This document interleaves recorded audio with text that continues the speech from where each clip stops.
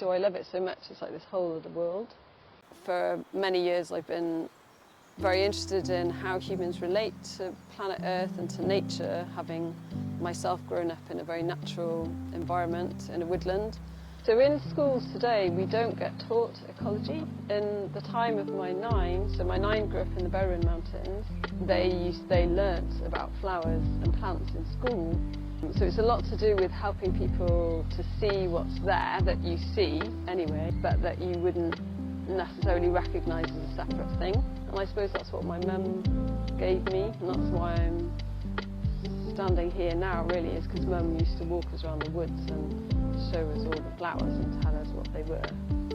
There's so much beauty when you look through a hand lens at all of the life, this microscopic life.